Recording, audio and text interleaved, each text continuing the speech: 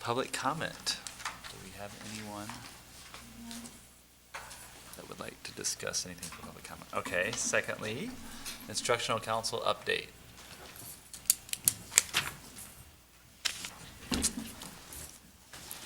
It's going to be really quick. It's going to Okay. be really quick. And you shouldn't apologise, because everybody here is going, oh, good, he's late. Thank goodness we can all have a rest. Like, cheers. Just so you know, because you weren't here, you didn't hear them. So Instructional Council met on March 20th, and we didn't have any new courses being presented, but we do have some subcommittees that we put in to look at various aspects of the academics in the district. One of the issues was the curriculum drive and how much stuff is on the curriculum drive that's not really useful. So one of the groups is looking at what can we eliminate from the direct curriculum drive, so we would put some things into an archive. And as we were discussing that, then we were told, oh, the curriculum for the elementary schools is being changed. And we went, oh, so can we see the new one? So I don't know if that's going to be brought before the council or not. We requested that, but we haven't seen one. We haven't seen anything. But the curriculum drive subcommittee is still looking at how are they going to best organise this. And we recognise it's not a short-term project. It's not something that's going to be done in a month. But it is something that I think we need to do so that as we get teachers, as we get new teachers into the district, and even teachers who are in curriculum, that they know what the current curriculum is and they know what we should be using. There's another group that's looking at the best practices, that as we change things to improve schools, information isn't being filtered out to all the schools about what's working and what's not working.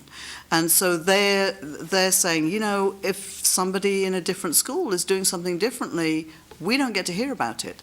And we don't get to hear about things that don't work as well as things that work. So you might say, oh, let's try this, not realising that another school's already tried it and found it to be not successful. Because it's like the drug companies, nobody publishes negative results. So you don't get to hear about what's going on. So they're trying to establish something, an organisation for what works, what doesn't work, what could we implement, what should we say, oh, this is a really bad idea. Wow. And again, I think we're looking at long-term projects. We're not looking at something they're going to do in a month. The third thing that we were looking at was making the Instructional Council documents more available to people. We want more people to come up with more ideas. How can we change things? How can we improve things?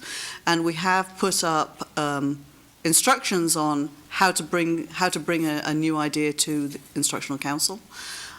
It's been up there for a year. We do have a few more people using it, but we want it to be more generally available. So I went and talked with John Helmholt about, is the language accessible to people? How do we make all of the information accessible to other people? And he's working on that. He said he'd get back to me by the end of April. And the next thing we'll be doing is we'll be going to Dr. DeBoer to find out the next thing we want people to do is actually collect their own data. If you're running a new course, how did it work? So what sort of data should we collect so that people can report back to Instructional Council and say, here's what worked, here's what didn't work, how can we improve this? So that we're not just looking at courses that are set, but we're looking at courses that continuously improve so that we can look for continuous improvement in the district. Oh, great. So people... Do people see, do teachers see the Instructional Council as a resource at this time for this kind of stuff, or is it something you're hoping to build? I do not think that teachers currently see this as a resource. Some teachers do, because some teachers know who the Instructional Council members are. Okay. But if you don't directly deal with an Instructional Council member, you tend to not know about it, and that's what we're looking to change. Okay. John is saying we could put things up on InfoHost. We can run a video, we can run an advertisement to say, hey, if you have an idea, here's what you should do about it. That's fantastic. So that people know. But the one thing that I'm really pleased about in this, we do have new members in the Instructional Council, but in general, people in the Instructional Council sometimes will come and go, well, I don't like this, I don't like that, and the subcommittees were really set up so, oh, if you don't like this, here, fix it. So you're not just complaining, but you get to fix it. And I'm really pleased about that, and pleased that they're working with with people in administration so they get to see what's going on, so that it's becoming more of a partnership, more of a group, rather than just a bunch of whining people. Not that we would ever whine. And the next meeting is on Thursday, is this Thursday, and the last one of the year will then be on May 15th. So, thank you. Any Hard to questions for believe we're Louise? talking last. Sorry. And yet it snowed. Not talk about that. Yeah, Yes. Thank you. that's, Thank you. Thank you very much. We're going to postpone the assessment, the state assessment update till the last of these reports. And should we go into the yearly reports with Walter, I guess? So Schools of Hope and Loop. that's it there, Emma.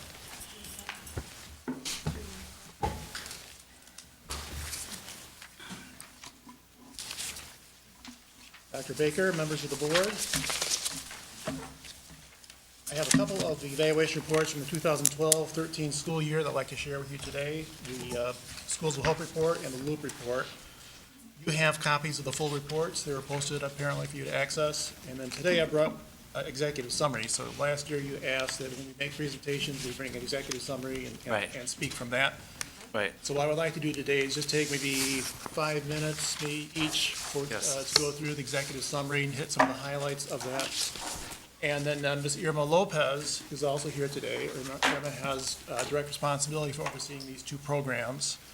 And she has prepared just a very short statement about each program, kind of giving you an update on where we're at with each this year, maybe what some things that have changed from 2012-13 to the current school year, and how she's addressing some of the findings of the evaluation, in particular, the program recommendations and so forth. And then we'll open up for questions if that works for you. Okay. So why don't we start with the Schools of Hope evaluation, since that is first on the agenda. And Will be- just to give a sense for everybody in the committee, can you just kind of briefly describe what School of Hope is and kind of what its framework is? And I know it's kind of changed a little bit. Okay, recently. certainly. Well, for Schools of Hope, we work with United Way, and it's a reading program. We focus on students first through third grade. Right now, we are serving 13 different sites, and we have a School of Hope coordinator who is usually a parapro, and they do a one-on-one tutoring with our students. Okay. Do you want me to go further into that at this time? Okay, no, I guess that's good. So the introduction is on page 1. That gives you some background to the program as well. In 2012-13, the Schools of Hope Reading Program received almost $200,000 in Title I funding, and that was used to cover the cost of 6.5 FTEs for parapros. So those are the Schools of Hope coordinators. We sometimes call them that.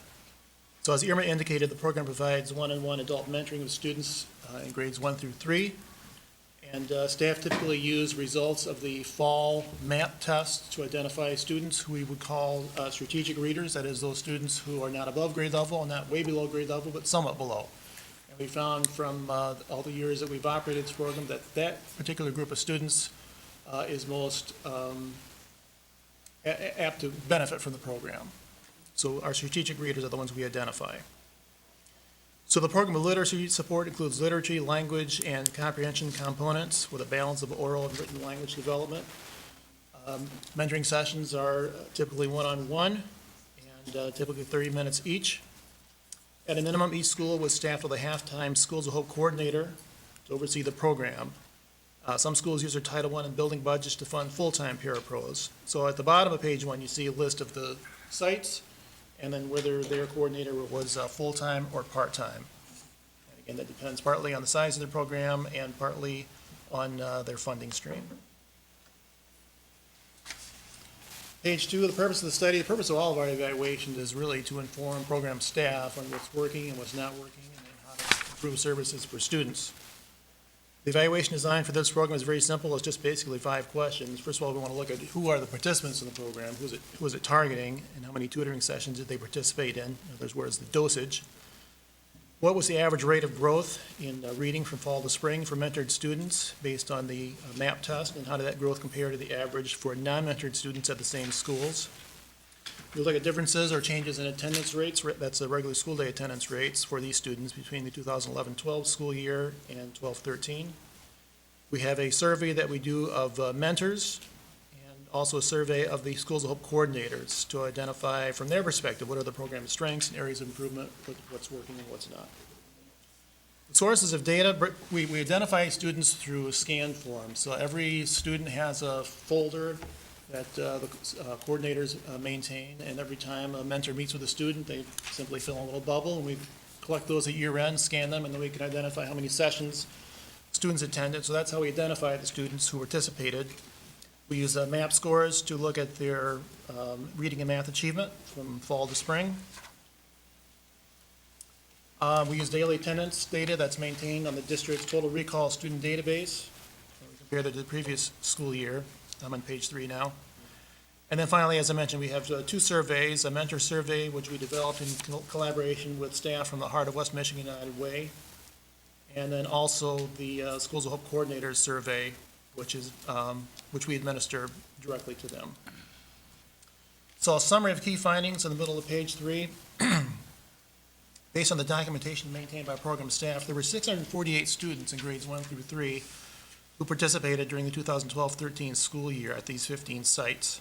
And this is just a very slight decrease from the 651 who participated the previous year, 11-12. We looked at the demographic characteristics of participants. They're pretty much evenly distributed between males and females. And the ethnic proportions generally mirrored those of the district in grades 1 through 3. 50 of the Schools of Hope participants had 1 or more diagnosed special ed disabilities.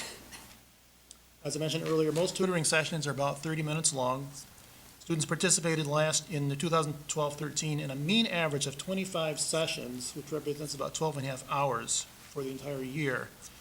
So district-wide, to add all those up, it's over 16,000 hours, 16,000 sessions of volunteer service, representing over 8,000 hours of volunteer service. That's significant.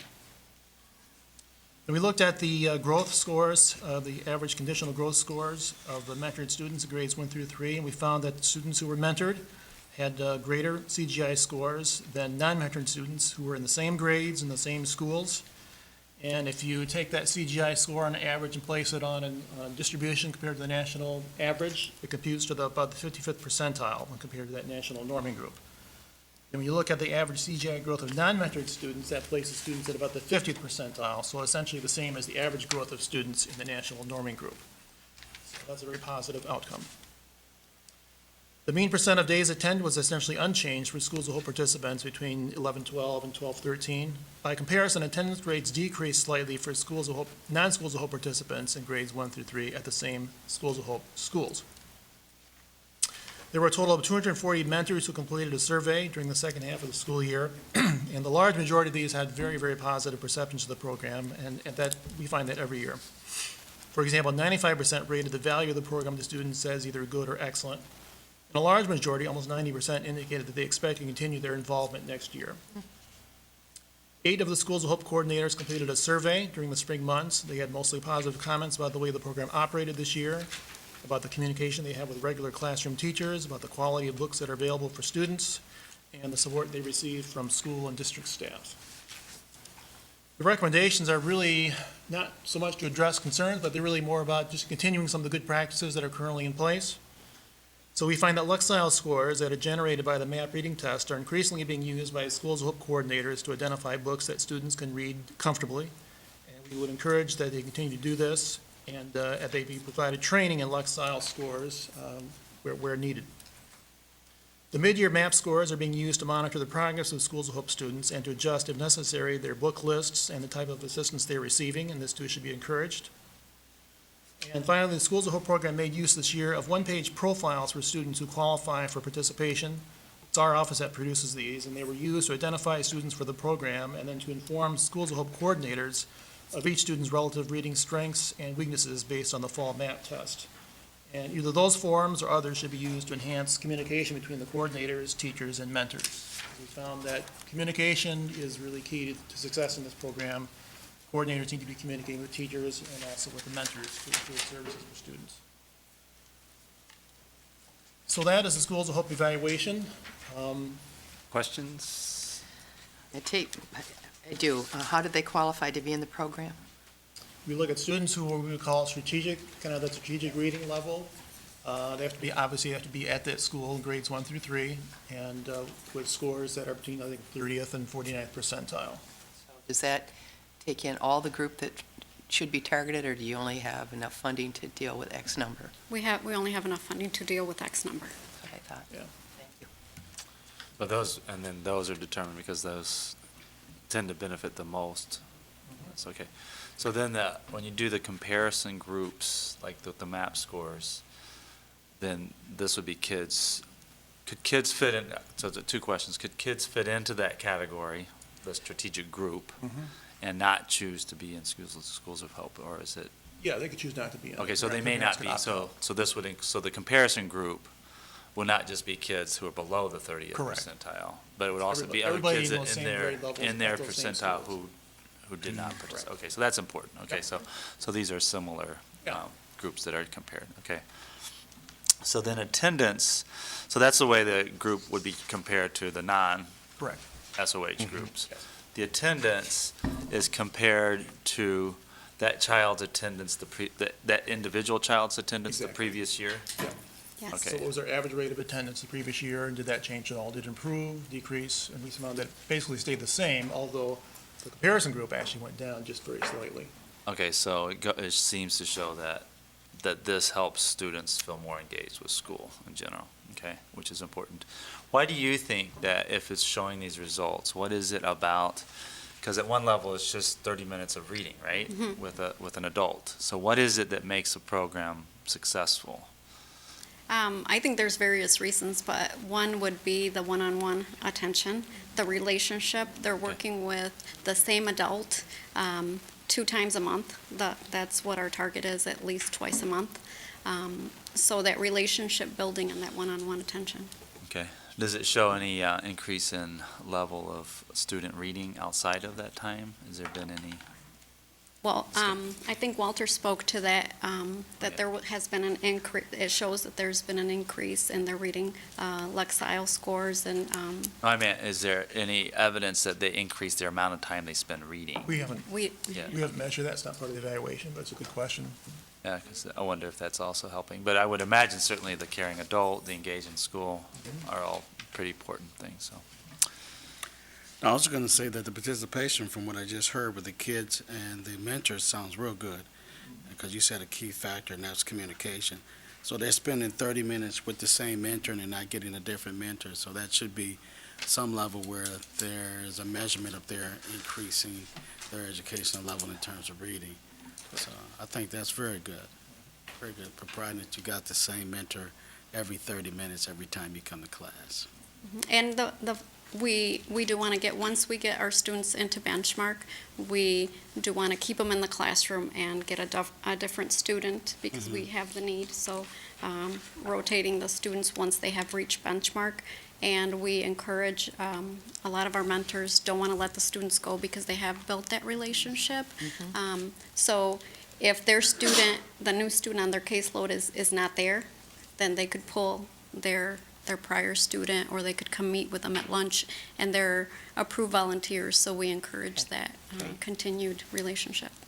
Could you explain for me one more time the 55% percentile versus the 50%?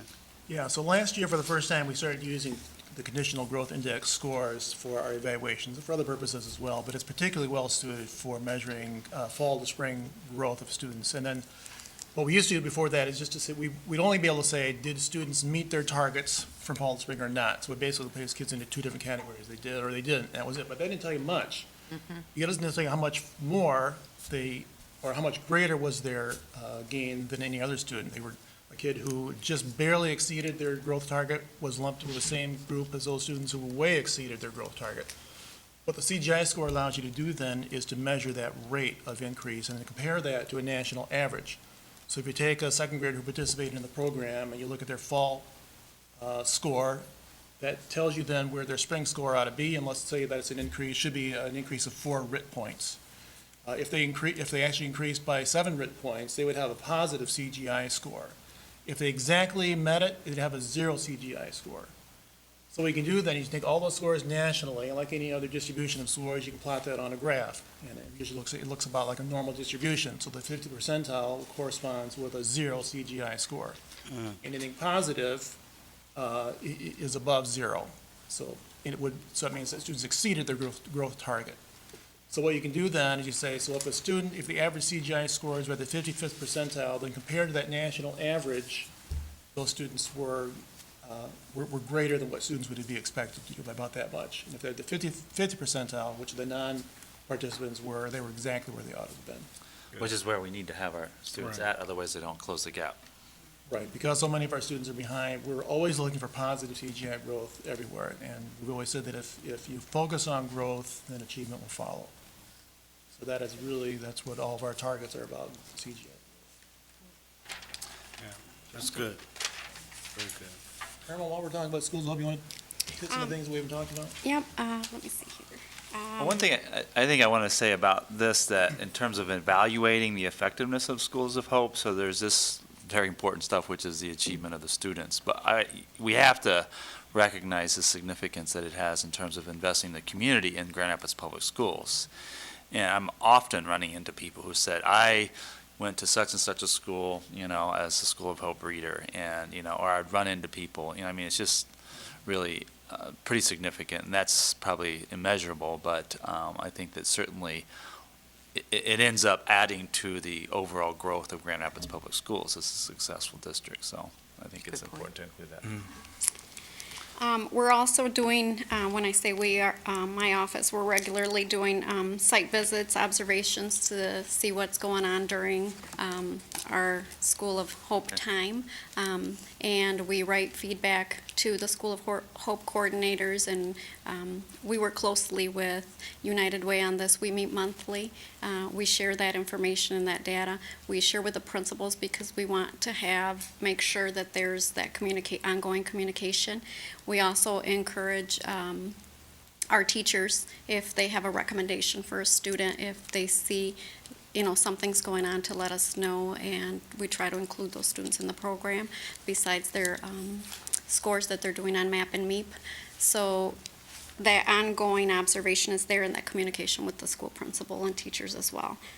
We're also meeting monthly with our School of Hope coordinators, and we've invited Walter as well to share this data, and they know what's going on with the evaluation report and what we need to work on, and our strengths as well. Misty Stanton from United Way and I have been working closely because she's the one in charge for United Way, and we actually wrote up a job description for the School of Hope coordinator. Like Dr. DeBoer said, in the past, it's the parapro job description, so we wrote it very intentional for the needs of our students, and also to make sure that this data is being reported to our office, and also United Way requires also some reporting, so we've included all of that in the job description, and it's currently, I sent it to HR, so I'm waiting for some feedback on that. And that's also to make sure the expectations are clear and for accountability, both for the building principal and our coordinators. How is parent involvement? So if my child is in the Schools of Hope and is receiving your services, how do I know, or how do you communicate with me? That we're sharing that with, we're sharing all that data with the principals and their teachers, so it's more reporting from the teacher during teacher conferences. They report on School of Hope data. Mm-hmm. All right, if you're ready, then why don't we skip to the Loop after-school program evaluation. This is a much bigger evaluation, so I think they said maybe a few minutes longer. A couple points to make, first of all, in the introduction. 2012-13 school year, we provided after-school programming at 31 sites. 21 of these were elementary schools, either K-5s or K-8s. 5 of them were middle schools, and there was University Prep, which is a 6 through 12 school, and then the 4 comprehensive high schools that existed in 2012-13. Grant funding for that year totaled almost $4 million, so this is a pretty big program. It's involves a lot of funding. After-school programs, just a brief paragraph there, just kind of give you background on what 21st Century CLC state funds are all about and where they come from. I won't take you through that because you can read that on your own. We operate our program through partnerships between the district and 3 local service providers and a host of community partners. So the local organizations that provide direct grant-funded services at the 31 sites, at least in 1213, were Campfire USA, the YMCA of Greater Grand Rapids, and the Grand Rapids Parks and Recreation Department, otherwise known as Recreation and Reaps Rewards. So each of those organizations had responsibility for managing specific after-school sites, delivering services, and coordinating with community partners. Those partners come from all across the spectrum. They include museums, Grand Rapids Ballet, Grand Rapids Opera, local colleges, Wealthy Street Theater, Grand Rapids Police, Spectrum Health, and Project Rehab. Those are just an example. Community partners then are responsible for providing specific programming or services, and those can include academic support, academic enrichment, health, nutrition, technology, arts, culture, parenting, adult education, and so on. Services are provided for 42 weeks during the year, including 2 weekends per month. There's a short piece there on the statewide evaluation. The Michigan Department of Education contracts with Michigan State University to conduct a statewide evaluation of all the 21st Century grant programs. So we have data that feeds into that and is used to inform the statewide evaluation. And then every grant recipient, us being an example of that, we being an example of that, is required to do a local evaluation. So our office does the local evaluation of our LOOP program. And when we do that, we are focusing on the objectives that we list in our grant proposals. So the things that we say we're going to do when we submit new grant proposals are the things that we have to say whether or not we're successful in doing them. Table 1 on page 2 lists the 31 program sites in 2012-13 and indicates who the provider was.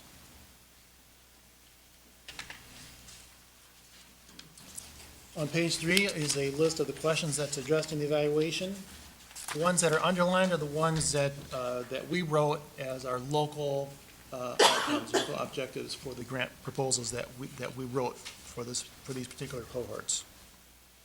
Sources of information are similar to what we use for the Schools of Hope Reading Program. One difference is that every grant recipient is required to use something called Easy Reports, which is an online system that updates to Michigan State University and indicates what students are attending every day and what programs are they participating in, what activities, and that sort of thing. And then what the Michigan State University does every year, they compile all that by site, send those data files back to local evaluators, and then we use those to do our local evaluation. So let's skip then to page 4 to the summary of key findings.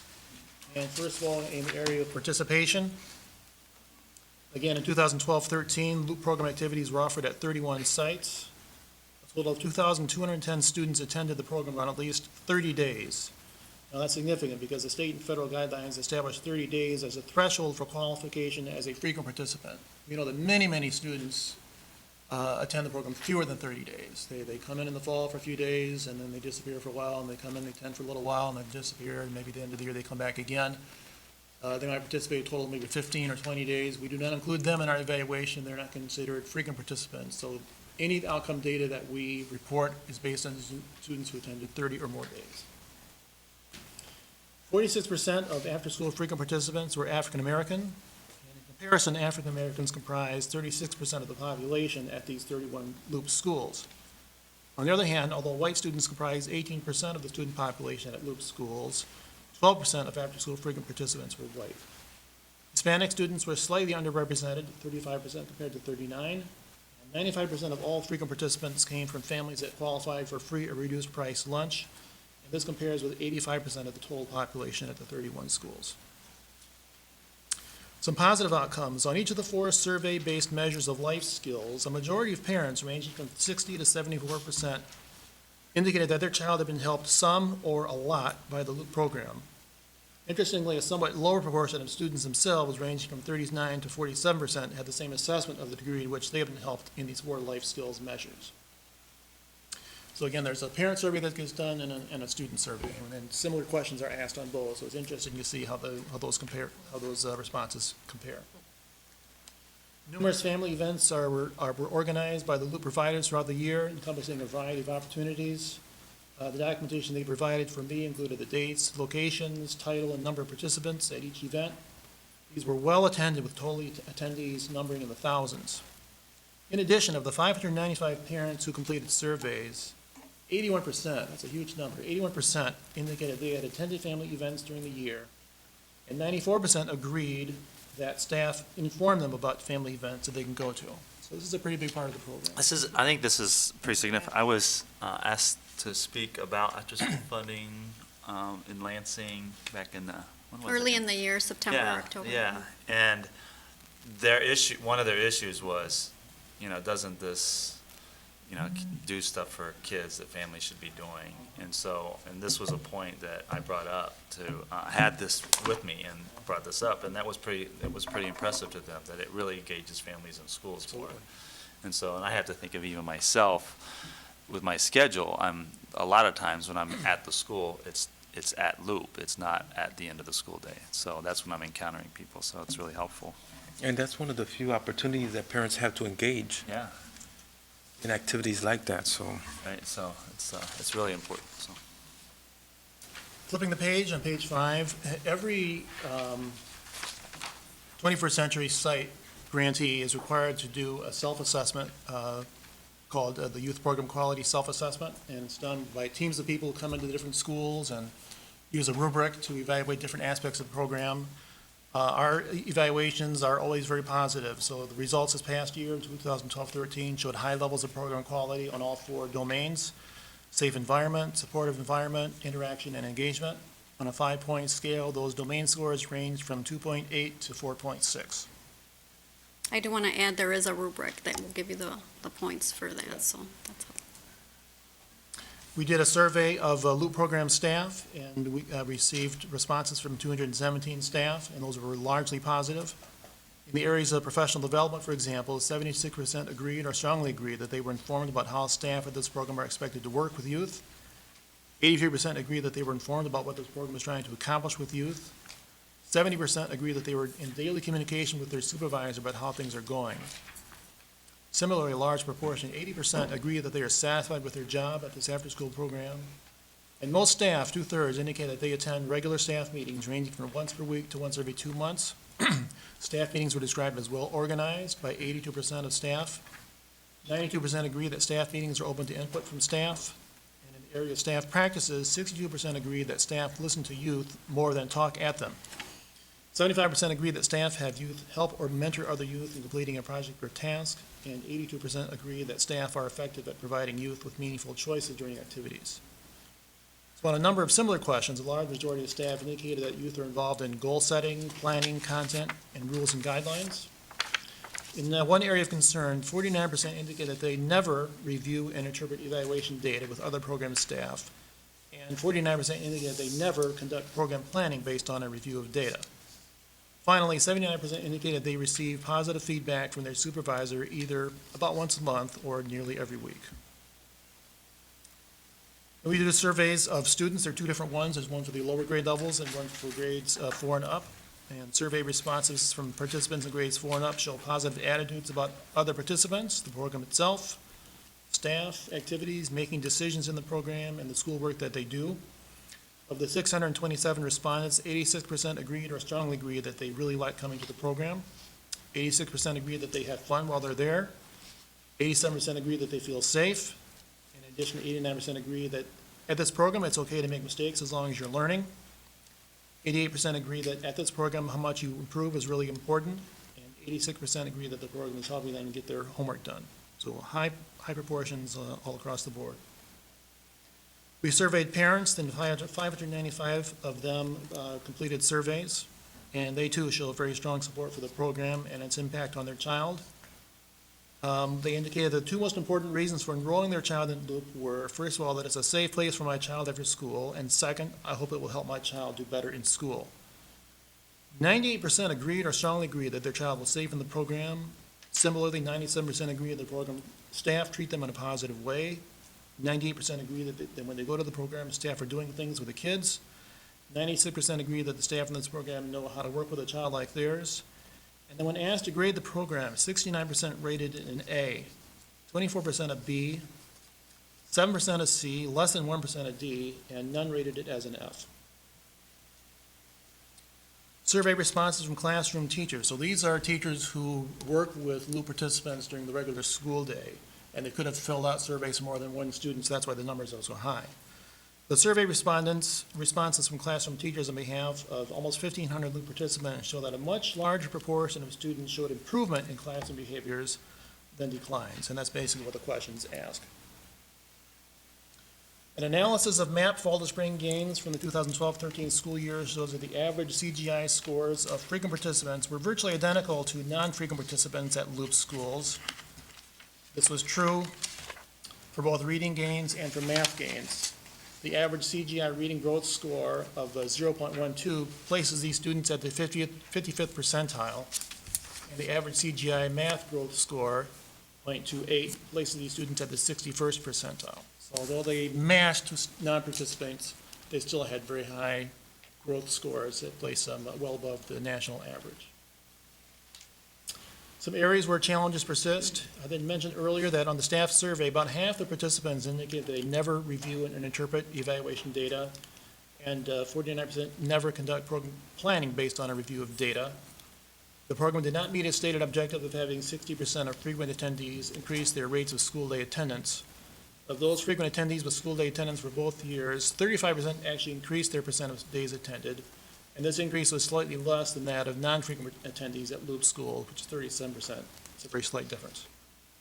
There is a moderate correlation statistically between the frequency of Loop attendance and the rate of regular school day attendance. In other words, students who attended Loop more frequently were more likely to attend a higher proportion of the school days in which they were enrolled. The program also fell short of its stated objective of having 60% of regularly attending students decrease the number of times they were suspended.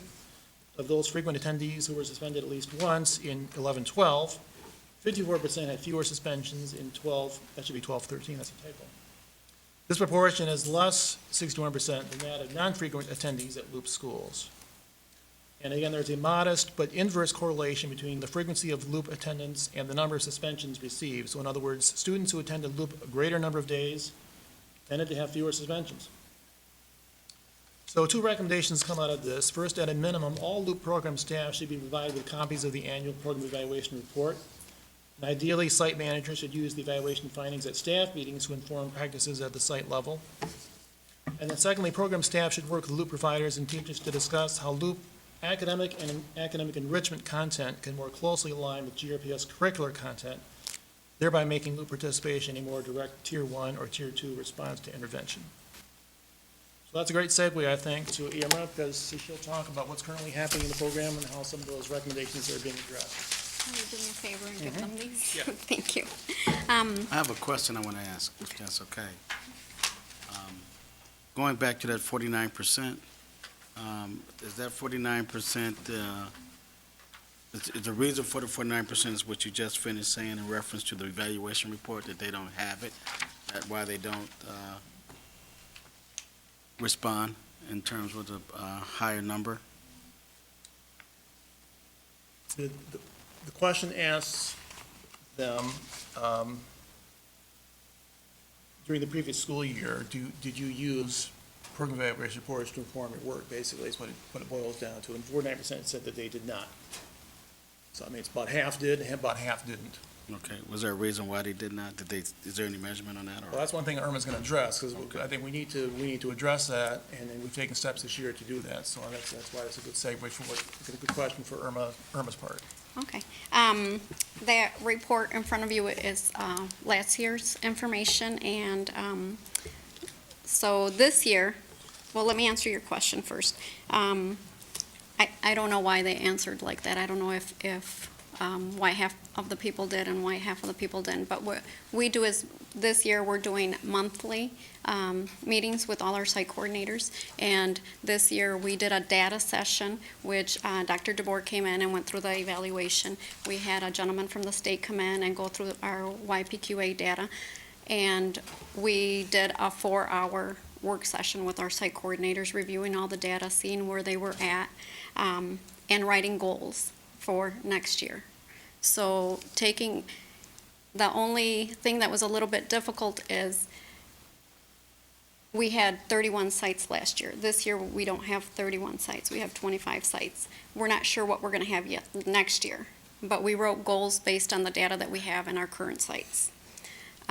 So this year, 100% were able to participate in the data session, and hopefully we're going to have 100% on next year's evaluation. So we're currently serving 25 sites because that's what we were funded for. And I gave you a list of the different cohorts and how they're broken down by funding. We provide morning programming for 5 of our sites. Those are Gerald R. Ford, Grand Rapids Montessori, North Park, Coit, and Southwest Community Campus.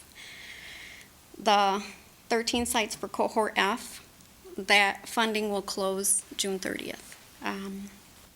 8 sites were not renewed the last time around, and those are in the back where it says non-funded 21st century sites for 2013-2014. So this year, when the grant opened, Dr. DeBoer and I included 21 sites, which are the cohort F, that the funding will end on June 30th, plus those 8 sites that were not funded. We have 2,925 students that are registered. We currently serve 2,400, and that's because some of the students are not showing up. Most of our sites are 5 days a week except for cohort F, and you'll notice they're the comprehensive middle schools. The 3 comprehensive middle schools, they were only partially funded, so we service them Monday through Thursday, along with the high schools. Those are Monday through Thursday. Each cohort is typically funded for a 5-year span. When funding for the cohort ends, we need to reapply. With funding reductions in the recent years, we have not been able to fully fund expired cohorts. One of the things that we're focusing on is making sure we have a consistent, safe, structured, balanced after-school program where children feel like they belong. So we're focusing on academics, the cultural and social enrichment, and athletics and the health. We're addressing recommendations by doing the data session was one of the things that we're doing. We also did the same thing with the data session with our lead teachers. We hire lead teachers to do the academic part with additional teachers at each site, and we also went through the data with them so they know where we're at, and also we want to keep that communication going so that when we're also requiring our site coordinators, lead teachers, and principals to meet bi-weekly, and they're supposed to be sharing at that time what's going on during the day, what's going on during after school, and how they could work together and what we're going to do moving forward. And in order to ensure that that's happening, we're requesting an agenda and minutes of these meetings, and we discuss them during our monthly meetings. We're also being very intentional of what teachers are being hired for the sites. It's sometimes difficult because our teachers are tired from all day to have them hired for after-school programming, but we're promoting positions at the buildings first at the building, also taking recommendations from the principals for the teachers for after-school. This will help us because the teachers are knowledgeable of their school improvement plan, they're knowledgeable of the school culture, they know our kids, they know what the focus is in the building, so we're trying to be really intentional on who's hired for after-school at which sites.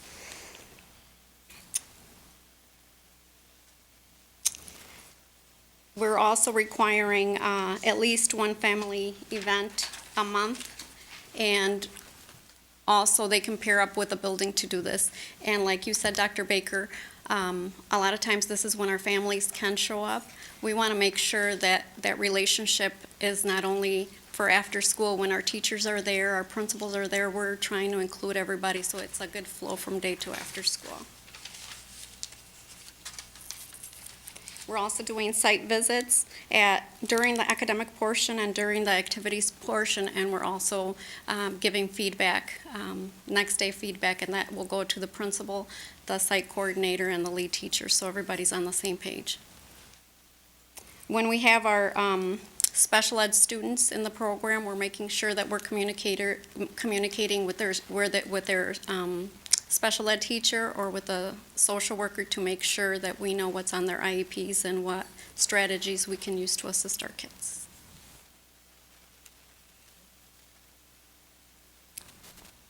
Any questions? Sounds like a great program. Do they share this? So, for example, if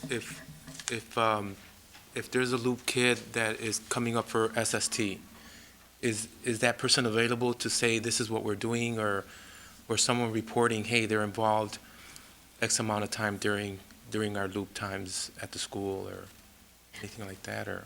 Our lead teachers are there during the day, so they have that information. They're meeting bi-weekly with the site coordinators. Our site coordinators start like at noon, so they're able to attend the child study teams and that kind of stuff to give input and get information. Mhm. But that's one of the reasons we're pushing communication this year, to make sure that everybody's on board and on the same page. Yeah, it seems like knowing that information would really help a team that's looking at, various achievement levels, and even if the parent is there, they're able to say, oh yeah, I know that my child goes, or that kind of stuff, so that's cool. Mhm. And actually, you'll appreciate this, Mr. Matias, is we're trying to get a clinician to work after school during our after-school programming, so I'm working with KSSN on hopefully having that for next year. Cool. Yeah, very cool. Any other questions? So we're advocating for continued funding, right? So Yes. hopefully, so. Yes.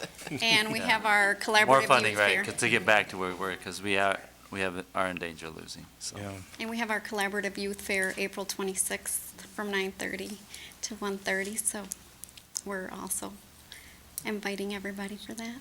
I hope you received your invite already. All right. Thank you. That's cool.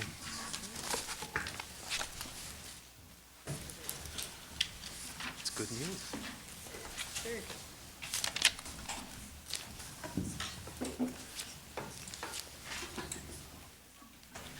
So where are we at? Okay, we should go to suspensions, or? Okay.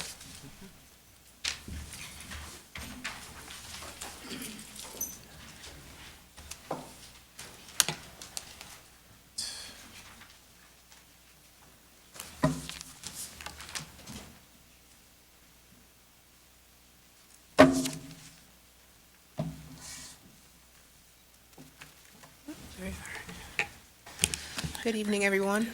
Good evening.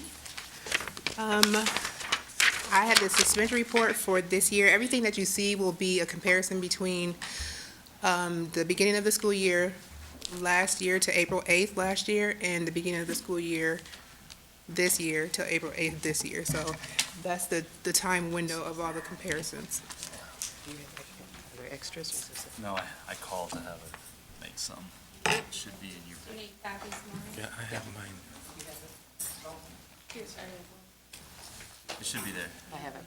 This is probably have to 80, get it. 89 pages, There's a so lot of paper. 89, so you gotta.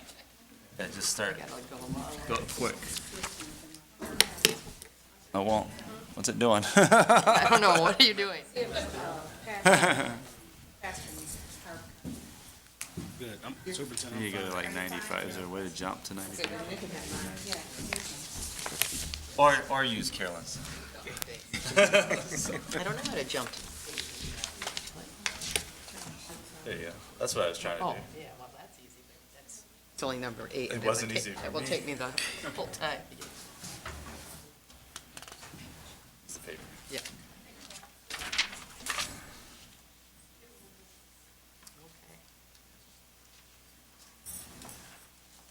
You ready?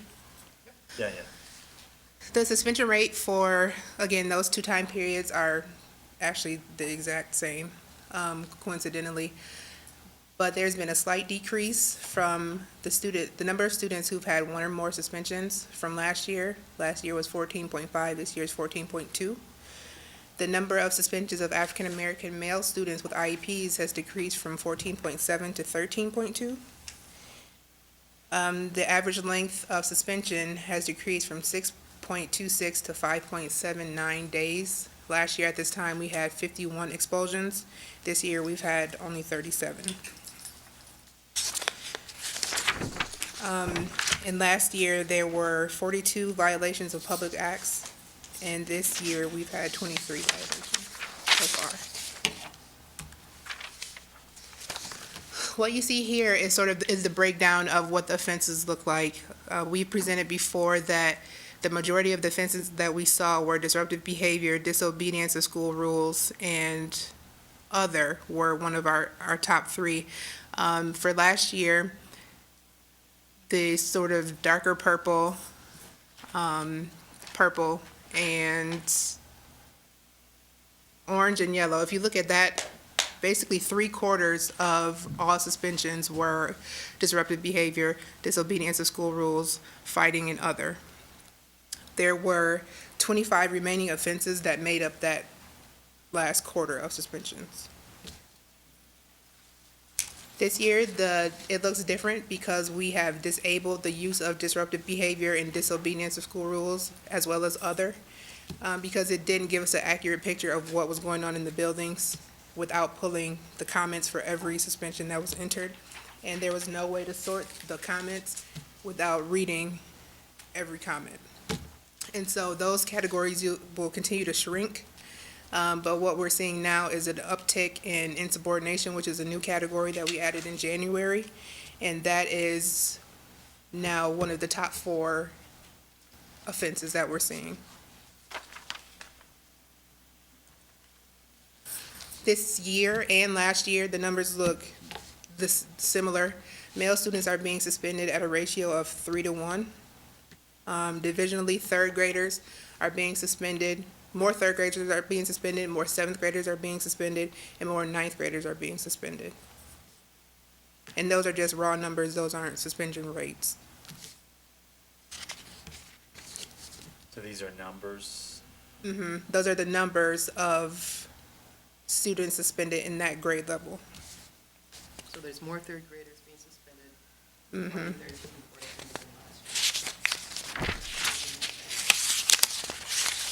This is not broken down by, Yes. this is not broken down by school, is it? No, this is Just district-wide. overall This is district-wide? District-wide. Do Yes. you have any data that says, that you can break it down by building or? Yep, we can break it down by all buildings. We pull reports regularly by building to dig deeper into the suspension data. Is it possible that we can get that report, if you can, what is it called, disaggregated or something? By building level? I think that'd be good to see where the problem really is. Okay. Yeah, we'll get that, definitely get that to you. And what we've seen in looking at the buildings is that we've seen that our comprehensive middle schools are having a tough time. The students, specifically our seventh graders in most of our comprehensive middle schools, present with some difficult behavior. So is there, I'm sorry, because I have a lot of questions here, but I know, isn't there an ad hoc committee that's looking at? Looking at discipline, mostly the policy. Policy, okay. The board policy. Okay, so that's obviously not. Yeah, this- not really the same thing. So to the extent that policy, I know that there's this discussion, but obviously ninth graders, I mean, what's remarkable is that there's fewer 12th graders suspended than there are kindergartners, but, Right. That could be because they're not getting to the 12th grade. well, right, I mean, if you get to 12th Right. grade, then you're pretty engaged in school, Right. right? But suspensions of younger kids, it seems like We gotta do something better. Definitely. I Should mean, be suspending it just doesn't. I Seems just to- do have a question. Excuse me. Go ahead. What is disruptive behavior from the third to the Right. seventh to the ninth grade level? What is that? And so that's exactly what the issue was, Pastor. For me to pull a report at a district level and tell you what disruptive behavior looks like, it runs the gamut. So it could be a student was tapping their pencil, a student was sitting down, and it could also be a student was exhibiting gang signs. I mean, so it really, there was no way to capture what it really was. And so what we've done, we've disabled the use of that category, and we've added other more specific categories that would constitute disruptive behavior. Okay, I'd like to have that broken down by schools too, if possible.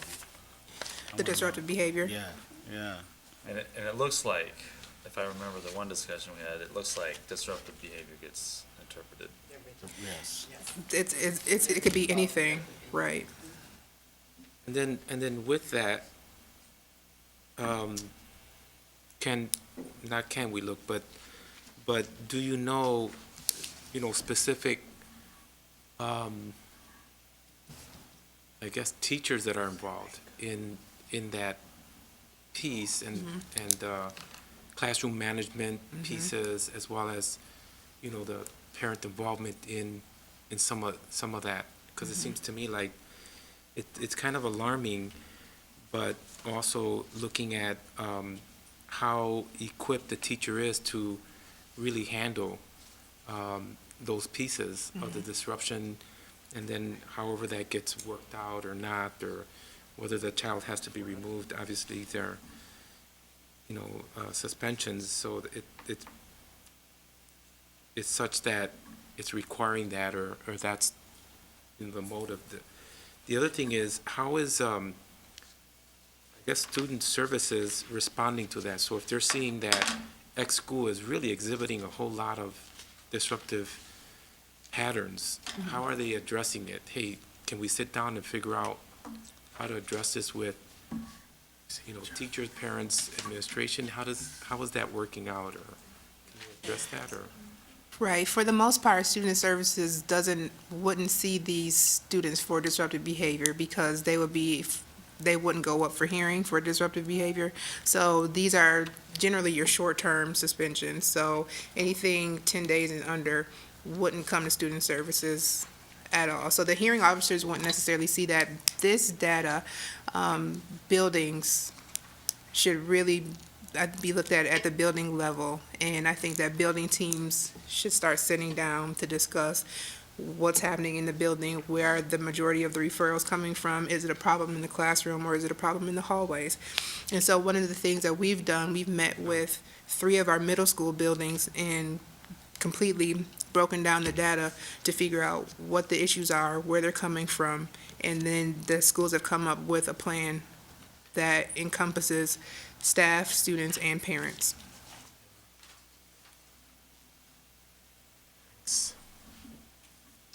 Well, it looks like you're answering some of these questions here, so we can, in terms of. Yeah. through. So some of the things that we've done, you guys mentioned the policy changes, so we're trying to make sure that our policy is what we do. We're continuing with restorative practices. We've added the restorative practice to the team class, that students who are on long-term, they have to come through team on Saturday. So we've added restorative at the end of that class, so students can talk about what they'll do differently and things they can do once they get back into their building. We have an in-house room at Alger. We are going to be putting an internal behavioral interventionist at Riverside. Again, we've been meeting with the middle schools to discuss plans. We've changed suspension codes.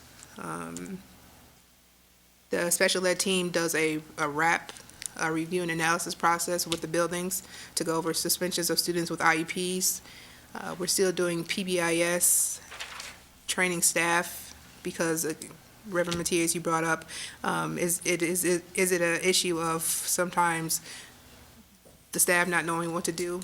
And we think that is one of the contributing factors. This summer, we're going to be training the deans of accountability across the district to make sure that there's more uniformity and to make sure that they know that there are things that they can do on the front end, that suspension is not the only thing that they can do, and it really shouldn't be the first reaction. The Grade to Grad program, it was just a mentoring program, and we think that will help with the positive relationships because we see our male students are being suspended more so than our female students. And then parent university classes, we've had I think once every session, there's a parent class about what to do at home, things you can do at home, and how to carry over what's going on in school in terms of behavior to home. And I'm sure there are countless other things that we're working on that I can't think of. The deans of accountability are in the buildings. They are in charge of discipline. No, they're administrators. They're dean of students Lucy that typically. helped today at Union High School, Aaron Rusi. Nate Moody, so the ones that we just saw at Union High School. And Jerry. Yes, they're deans, they're administrators in the building, but there's. No, they No. are not teachers. Some of them may have a teaching background, and they are degreed, but they're administrators that really work on behavior, relationships, and some of the other stuff that we talk about to get us across the bridge. So you met 3 today. The other is the person that just joined us from the Hispanic Institute. If you go back to our conversation we just had around Union High School. Aguilar. So helping with relationships. Aguilar, Yes, Yeah. yes, Jerry. Jerry. yeah.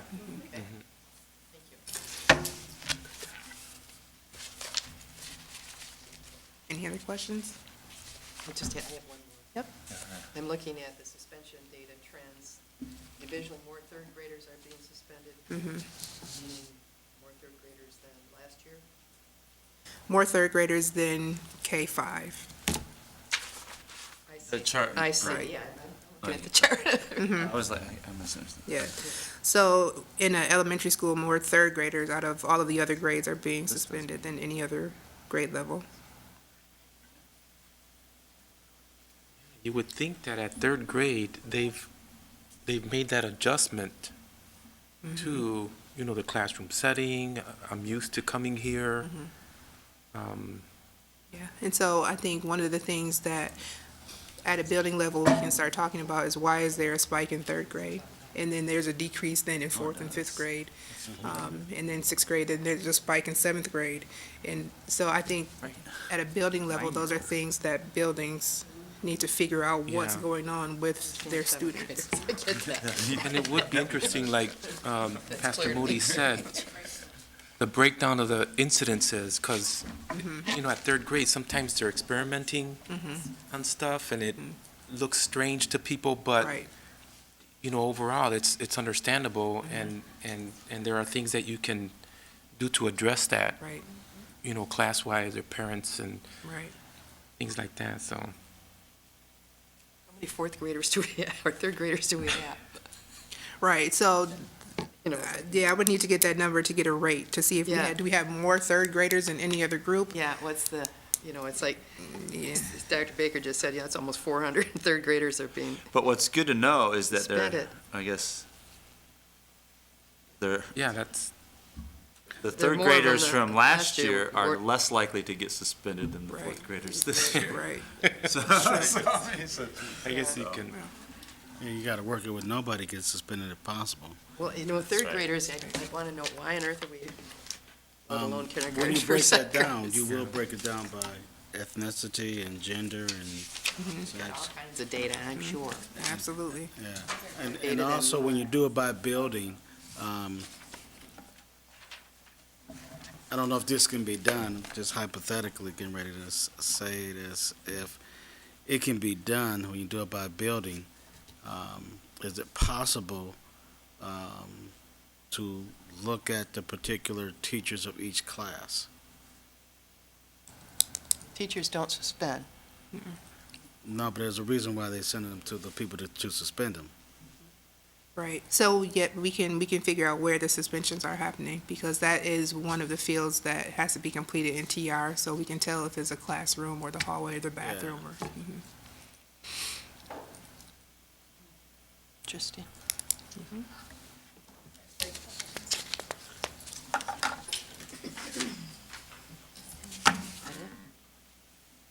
A busy guy. Yeah.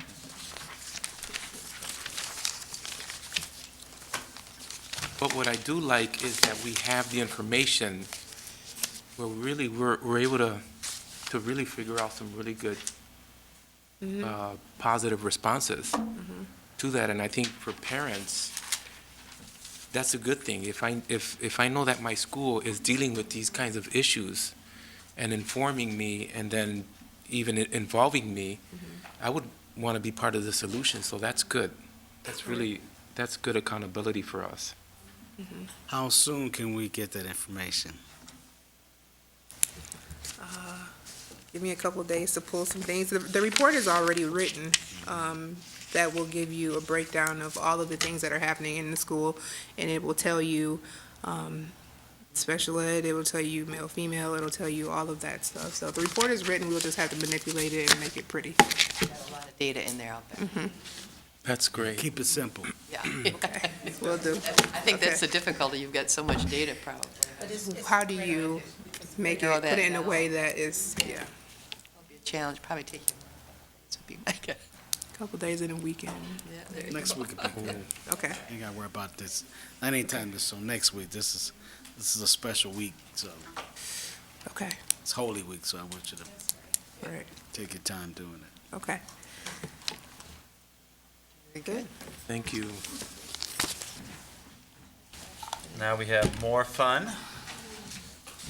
State assessment. You're hot off the presses. You just came in Got it. glancing. with And us. I'm going to keep it simple, or at least Oh, attempt that's to. good, because I myself am simple, so. That's what I these like guys, some- these guys have been saying. When are we going to get a chance to discuss assessment more? Well, and this is brand new. You Yeah, said I know, hot that's off the right. press. So as I understand, Mrs. Evans shared two documents with you.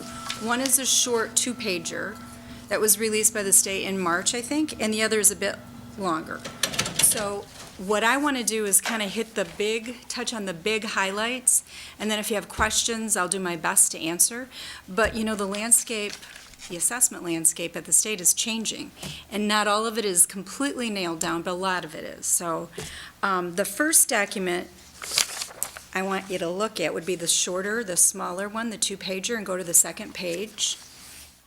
And I'm guessing that you'll want me to focus more on the summative, the required assessments. That's where accountability fits in. But there is a whole process or system that the state is developing. Formative assessments for teachers to use in the classroom. There's also interim assessments, so teachers can know midway through the year how kids may perform on the summative assessment so they can intervene before it's too late. And this year was the last year that we did, MEP the way we know it. So in the fall, we assessed grades 3 through 8 in English language arts, so it was reading and writing and math. And then there are some grades that take social studies, some that have science. And we did have an opportunity 2 years ago to participate in a pilot, the online pilot for social studies. Our district has also been involved in lots of pilots and field tests this year, either with the interim assessments, the kindergarten entry assessment, so a lot of that is happening simultaneously. This year, in the spring, was the last year for MME, the way we know it. So MME has been 3 days of assessments, ACT being day 1, work keys day 2, and then the Michigan components in day 3.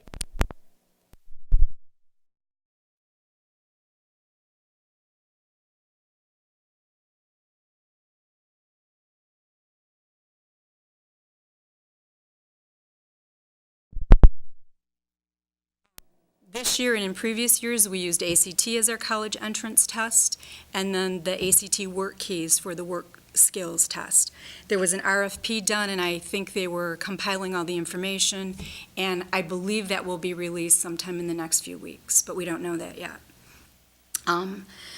So that little graphic at the bottom of page 2 is showing where we were in the purple and where we're heading next year. So then I'm going to have you flip to the bigger overview. So there is a little synthesis of the things that you'll find in this overview, but basically the big things are there will be no more summative assessments given in the fall. Like we've done MEP always in the fall. It's measured the previous year's learning. That goes away. So there will be no summative assessments this fall. Everything is moving to the spring. Interim assessments will become available as early as, excuse me, I believe like October, November. The summative assessment starts probably earlier in the spring and goes through the end of the year, and we'll look at a graphic that kind of lays out the schedule for that. There still is opportunity for field testing next fall, and probably into the winter as well. I'm So then I sorry, want- Yes. So like, when they start school next year, within a couple weeks or so, a month, they're being tested. Are you They- saying Not that? anymore. Not anymore. They won't Okay. be. That was the past, yeah. Okay. Yeah, it would happen in October, and it would measure the previous year. So if you were a third grader, you were being measured on second grade content Okay. in the October of your third grade year. Okay.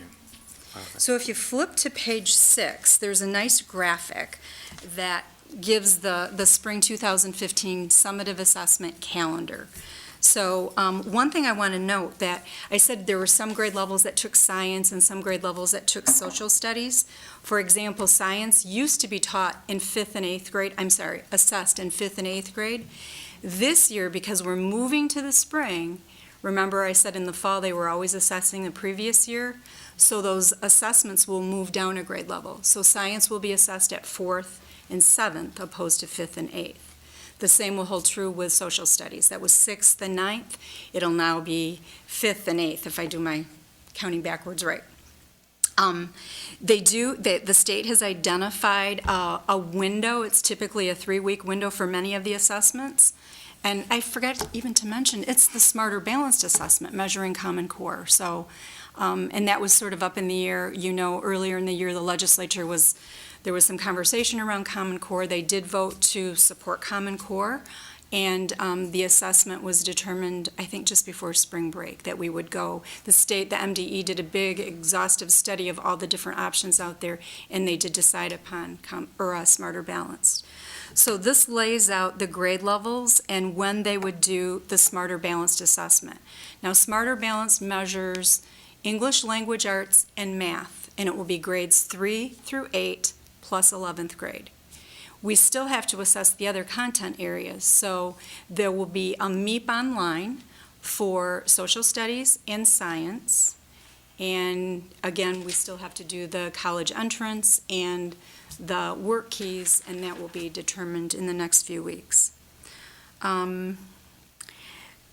There is So no... there could be a Smarter Balance assessment for grade 11. There will be. There will be. There will be. And there will be some other tests, perhaps ACT, that would be used, and work keys or work keys like.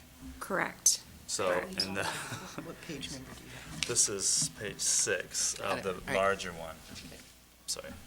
So then these things here that say 5 weeks or That's the window. the window. So because these I are... was like, Yeah. if it was I was like, we got a 5-week test and then a. No. It won't take an individual student 5 weeks, but it gives schools the opportunity Do it for a for that longer time. window because these assessments are online. Now, there still is another year or two that you have the option of doing paper pencil assessments, but the downside to doing paper pencil, there's lots of downsides to it, but one of the biggest ones is teachers don't get results. This way, teachers will get results immediately. So students will be assessed online in the next, I'm making this up, I don't know exactly the time frame, but within the next 24 hours after a student is assessed, they'll see results. So So they that's a big discuss, thing. so especially at the high school, with the 11th grade, how students will, because my impression is part of the problem is that students know ACT matters, but how will they know that Smarter Balance matters? They won't know that Smarter Balance matters. That's still a question. It was actually discussed today. Mary Jo led a discussion for us as well around that whole issue. And I know that Mr. Gorman has concerns about the amount of time it will take away from instruction. So I think the district is kind of formulating a position around that, but none of this is set in stone. We think we're closer to final decisions, but the kind of rub for us at this time is around 11th grade testing and having students engage in the work keys or something like it, MME or ACT or something like it, and the Smarter Balance. So that is sort of still out there and sort of still a rub for districts. I think we probably will learn more about that. Well, the other advantage is, and I worry about this too, is that at least the ACT got students an ACT test for free. And that is if- written in the law, so they do have to take a college entrance test. So there will be, and it will be, at the school for free to the student. Okay. Correct. All right, so that's Provided good. by That the will state. be- Okay, that will be. That doesn't go away. Okay, good. It's just which assessment will it be? Now we can guess.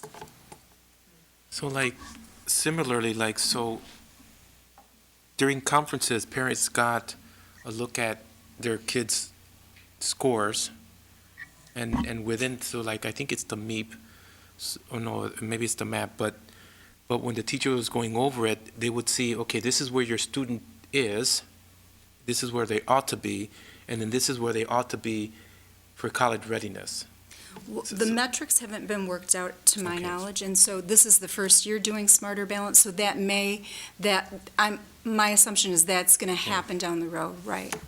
Whereas MAP, when we're using MAP, that's been around for 30 years, so they've got really solid metrics there. Yeah, because it was very useful for parents to understand this trajectory. And, I mean, visually, okay, I know where my kid should be going, and then I got to figure out how to supplement that or, you know, things like that, so So that's, we could still do that, and we probably. Correct. We're still planning to do that. Correct. okay. So that's because but the one thing that does, that this doesn't do, is that measures growth. Yeah, This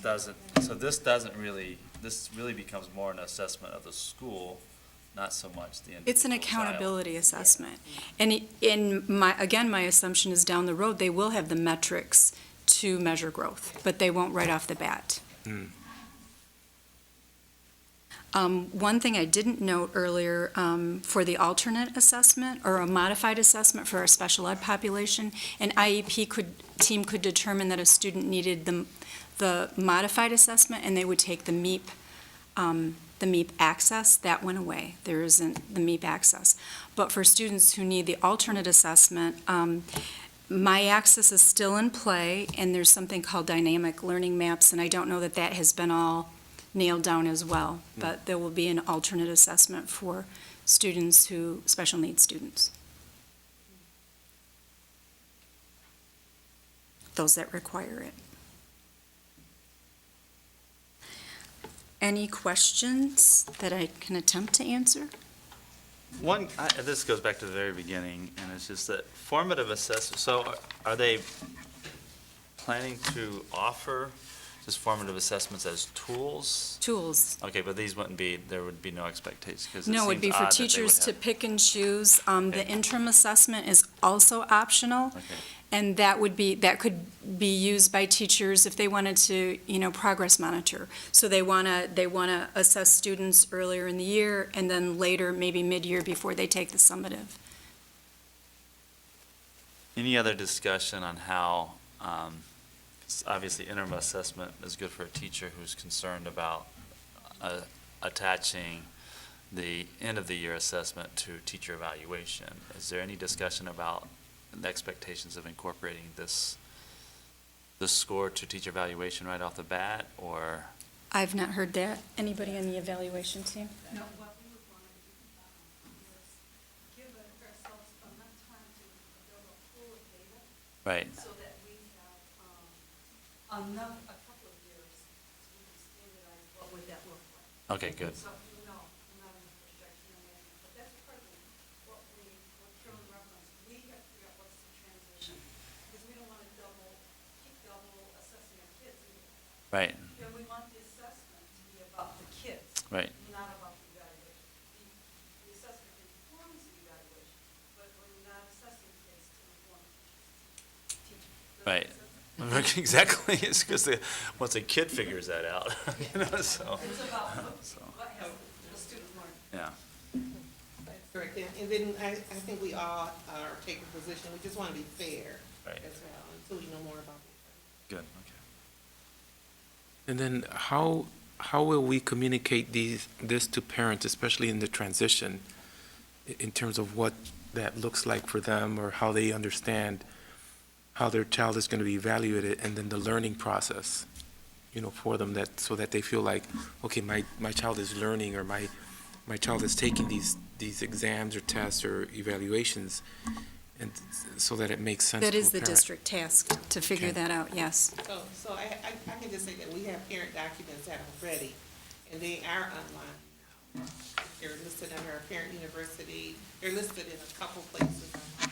But now that we know the assessment, and we didn't know that until spring break, for sure. Now that we're getting solid on the assessment, we can proceed with putting some of the other things in place. The disadvantage is that it is sort of late, but we do have structures in our district that would allow us access through Parent University, the work that Mr. Atkins is doing, Mr. Armstrong. We do have existing structures that we can take advantage of, and we won't be starting from scratch. And that will be in Spanish? Oh, of course. They're already in Spanish. Okay.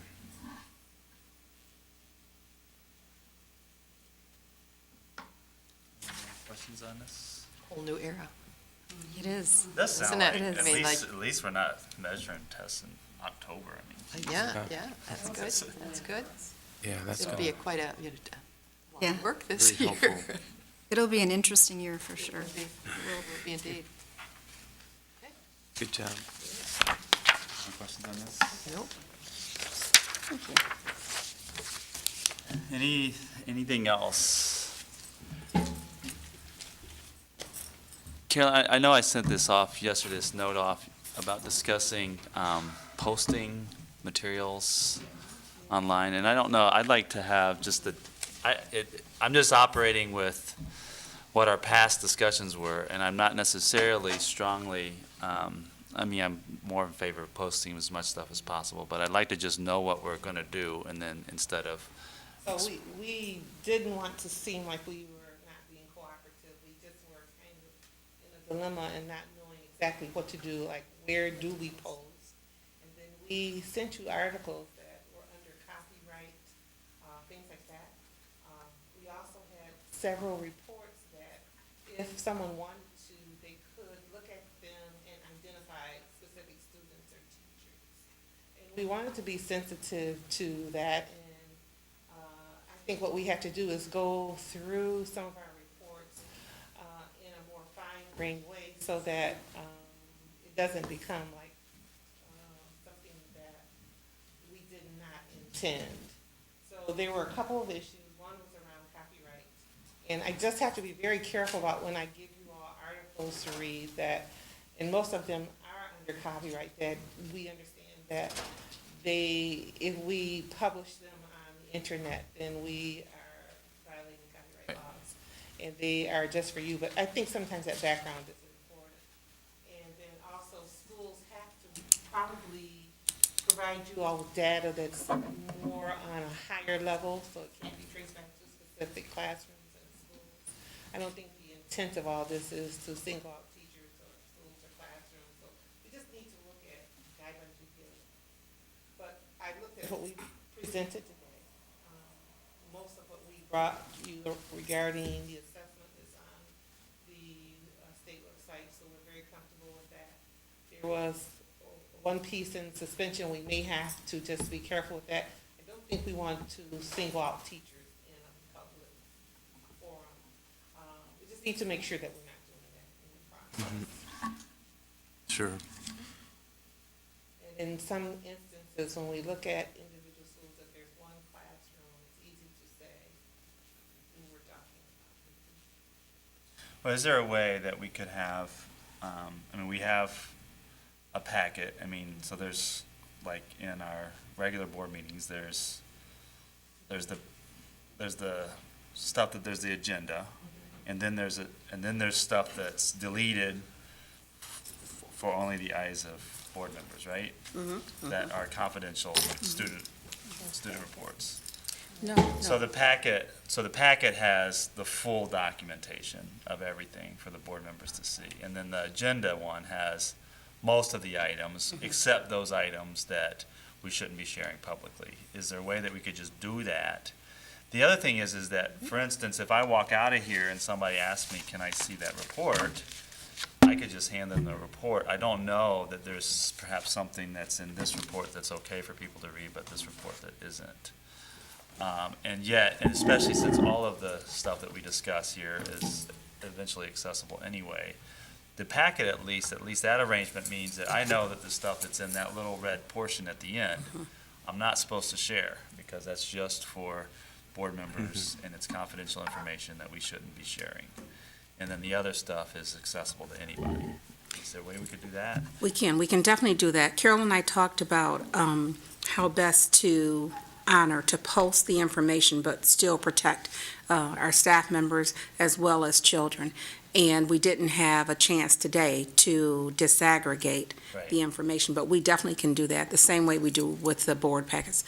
Every other Monday, you have some of the information that's just for you, and I have in my information as well. Even Cabinet doesn't have access to that information. And then there are pieces of data that we do put out for everyone, so we can do that the same way we do for a regular board meeting, is to have two separate places for that. And then that also do actually that. does help to inform us what we should be not discussing. We can do that, definitely. That's really useful. Most of the stuff that we discuss in this committee is fairly open. I mean, it's policy related or it's whatever. I mean, I don't know, but again, I do stuff with other school programs. Is it okay for me to share this? And I probably will share this unless I'm told not to, or unless I'm. And most of it is okay. It's just when we report information or receive information from the state, if we have a certain number of students, it could be pretty easy for someone who's savvy enough with data to figure out who we're talking about. And we're just trying to protect people with that. Even in some of the suspension data today, once we give you that information based on by school, if there is only one third grade teacher at a particular school, you obviously know. And so that's the sort of thing that, it doesn't take a genius to figure it out, right? And so we just want to be careful because people will get the wrong impression, could get the wrong impression with some of the data. So we want to just to give you the information. Is not that we would keep anything from board members, but we do want to protect staff members as we try to make changes in the district. All of our meetings are televised, right? They are. So what we speak in here and what is heard in here, anyone can watch it on the screen Absolutely. and pick up as much information as they possibly can. Absolutely. And is that information that's on the screen, is that televised as well, too? Yes, it is. Okay. So they can pretty much see that pretty clearly, too. That is correct, but the information that we would give you to split out in your board packet would be more specificity. Right. I understand that. Yeah. I'm just saying that some of this information is open to the public. Absolutely, all of this We've is. got a pretty good, diverse public out there that's listening and hearing, and pretty well-rounded, because I get a lot of information from individuals who have heard us talk about I'm amazed at how many people watch it. My mother watched it all the time. There are a lot of people, so, a lot of you politicians are watching, so. They're fact-finding and gathering information, too, without us even giving Absolutely. anything or putting anything on the web. They have enough information just by watching us on TV, and the information that is available to the public, they have access to get. And through the Freedom of Information Act, people can you can receive data, you can get data for a particular first or second or third grade teacher, whatever that is, you can get that information. It's just that, in all fairness to staff members, we would give it to you, and then someone would have to FOIA that out in order for us to do that. So the stuff that we the stuff that would be viewable on the screen, for instance, or this, is Public that, information. so that's all, okay, so if we could just, I think that just, the other thing it just really does is it really informs the board as to what we should be cautious of. Absolutely, we can do that. So if I get this, I'm like, well, should I really send the suspension data? Is that something that's okay to share, or or just the loop data, you know? I mean, it's like, what is it that, but this would inform us, okay, well, I have to go to these different packets to get it, this is something. So it'd be nice if we just had that, you know, if we just kind of had an understanding of what would be out there. Because then I could just say, well, that information you have to FOIA, but this information I can get to you, or it's on the website. Right. Okay, so that's just the way. I know that worked, yeah, so I think that if there's any question, or if it's difficult, then you just put it all under the board packet alone, you know? That's right. So, and then we can discuss it later, so, okay. All right, anything else? They have any other questions?